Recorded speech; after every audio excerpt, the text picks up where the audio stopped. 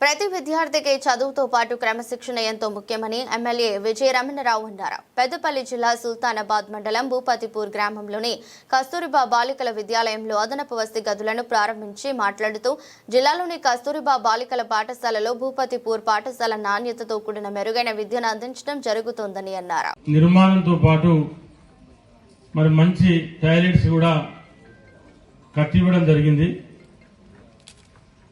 మరి రోజు దాదాపు 360 నుండి 80 మంది పిల్లలు మరి మన భూపత్పూర్ కస్తూర్బా గాంధీ పాఠశాలలో చదువుతా ఉన్నారు.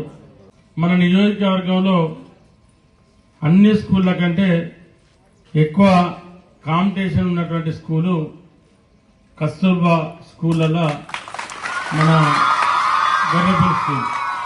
ఇక్కడ ఉన్నటువంటి టీచర్స్ కానీ లెక్చరర్స్ కానీ క్రమశిక్షణతోని పట్టుదలతోని మంచి పిల్లలకు విద్యను బోధించడం, ఎగ్జామ్స్ అయిన తర్వాత మరి మార్క్స్ పరంగా చూసిన పిల్లలకు మంచి మెరిట్ రావడం, దాంతో ఈ స్కూల్ అయితే బాగుంటుందనేటువంటి ఆలోచన ఇవాళ ప్రజలలో వస్తూ ఉంది.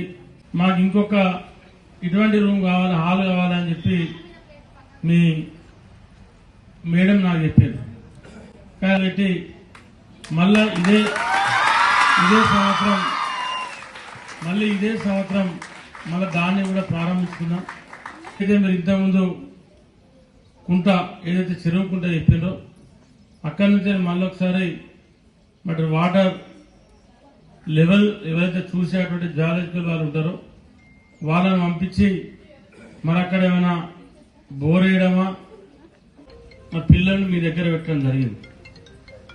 మీరు విద్యతో పాటు విద్య బోధనతో పాటు మీరు నేర్పించే క్రమశిక్షణ కూడా భవిష్యత్తులో వాళ్ళు పెరిగి పెద్ద అయిన తర్వాత వాళ్ళకి అది ఉపయోగకరంగా ఉంటుంది.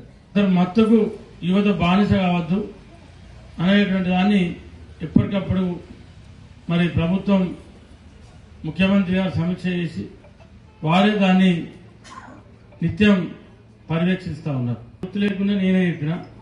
ఇంకొకటి మంచినీళ్ళలో పెద్ద సమస్య ఇది. మాకు ఈ హాల్ లేకుండా ఇంకో సంవత్సరం కాదు కానీ మా మంచినీళ్ళు అయితే 2 నెలలనే అయితే బాగుండు, రేపు మార్చి వచ్చే నాటికి వస్తే ఇంకా బాగుండు, మేము ఇబ్బంది లేకుండా ఉంటాం అన్నట్టు ఏదైతే మీరు బాధపడకుండా చెప్పారో సాధ్యమైనంత వరకు ఆ సమస్యను మా విజేందర్ రెడ్డి ఇక్కడనే ఉన్నారు, దాన్ని నేను ఇంజనీర్గా చెప్తా, ఎంపీడీ గారు ఈయనే ఉన్నారు.